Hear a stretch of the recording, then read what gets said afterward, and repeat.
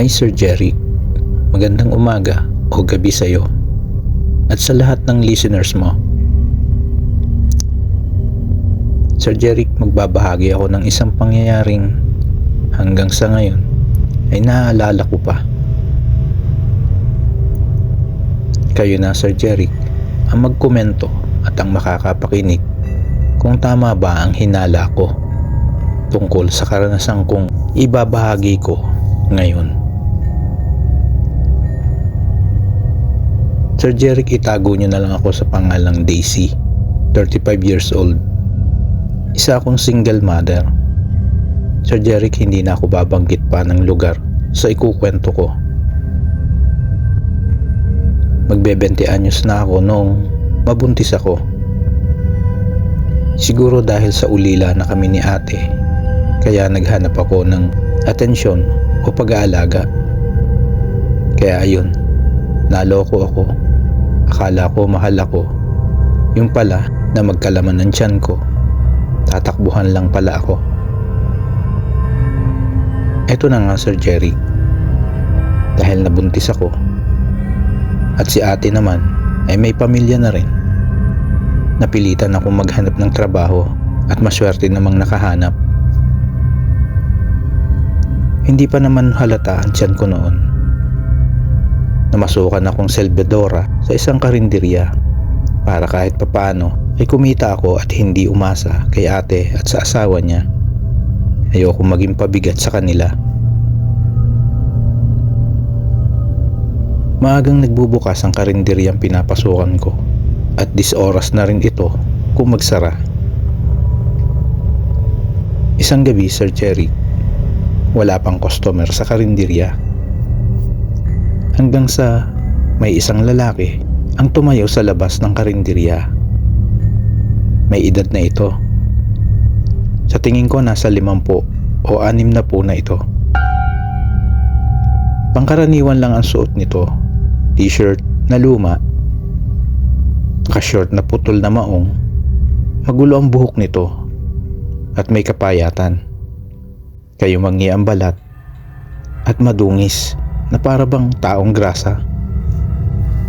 Nung una napansin ko na yung lalaki sa kabilang kalsada, nakatayo at nakatingin sa pwesto namin. Tapos tumawid ito patungo sa pwesto namin. Nang makatawid yung lalaki, tumayo lang ito sa harap ng karinderya na animoy may hinahanap. Patingin-tingin. Hanggang sa nakita ko siyang tumingin sa akin. Tapos ngumiti itong parang nakita niya ang kanyang hinahanap. Sir Jerry, kinilabutan ako sa lalaki. Parang may binabalak ang ngiti nito. Idagdag pa ang maduming ngipin ng lalaki na parang nagnganganga. Hindi tuminag yung lalaki. Nakatayo lang siya habang pasulyap-sulyap sa akin hanggang sa may ilang mga customer ang dumating para kumain. Kaya nabaling na ang atensyon ko sa mga umu-order ng pagkain. Nang maibigay ko na ang pagkain sa isang customer, napansin kong hindi pa rin umaalis yung lalaki at nahuhuli ko itong nakatingin sa akin. Naisip ko ano ba ang problema ng taong ito. At muli ko siyang tinignan. Sir Jerry, hindi ko alam kung namalikmata ako. May nakita akong nakalaylay sa kanyang bibig na makitid pero mahaba na tila tali. Sintaba lang yun ng nylon. Yun bang ginagamit sa saranggola? Maitim yun at gumagalaw. Nang mapansin ng lalaki na nakatingin ako sa kanya, mabilis niyang ibinalik sa bibig niya yung parang dila.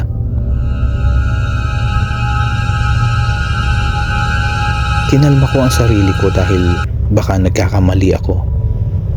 Pero Sir Jerry, hindi maganda ang kutob ko sa lalaking yun. Dahil sa nerbiyos, napansin ako ni nanay, yung may-ari ng karinderya. Tinanong niya ako kung bakit hindi ako mapalagay. Itinuro ko yung lalaki sa labas. Sabi ko, "Nay, kanina pa po yan dyan." Tinitignan ako. "Kilala mo ba yan?" Tanong ni nanay. "Hindi po." Sandali. Lumabas si nanay at kinausap yung lalaki. Narinig kong pinakiusapan nito na umalis na yung lalaki. Mabuti naman at umalis naman yung lalaki sa karinderya. Sabi ni nanay, nang lapitan niya yung lalaki, kakaiba ang amoy nito, malansa, mabaho. Siguro hindi nakakaligo, madungis kasi. Parang taong grasa daw ito. Nang wala na yung lalaki, medyo nawala na ang takot ko. Kala ko okay na. Nang magsara na kami, nagsimula na ako maglakad papunta sa sakayan pa uwi. Medyo konti lang ang mga tao noon sa daan. Sir Jeric, habang naglalakad ako, nakita ko na naman yung lalaki at parang sinusundan ako nito. Nagmadali na ako sa paglalakad, nanginginig na ang katawan ko sa takot. Nang malapit na ako sa sakayan, marami na ang tao dahil sa mga pasahero. Tinignan ko kung nakasunod pa rin yung lalaki. Wala na ito. Kinabukasan ng gabi, hindi ko nakita yung lalaki. Pero nung pauwi na ako, nakita ko ito na sumusunod na naman sa akin. Sa takot ko, humingi na ako ng tulong sa mga tao at itinuro ko yung lalaki. Napansin siguro ng lalaki na humingi ako ng tulong sa mga tao. Kaya nagmadali itong lumakad palayo. Simula ng gabing yun, hindi ko na nakita yung lalaki. Sir Jeric, hindi ko alam kung ano yung nakita ko na nasa bibig ng lalaki. Di laban niya yun. At bakit niya ako sinusundan?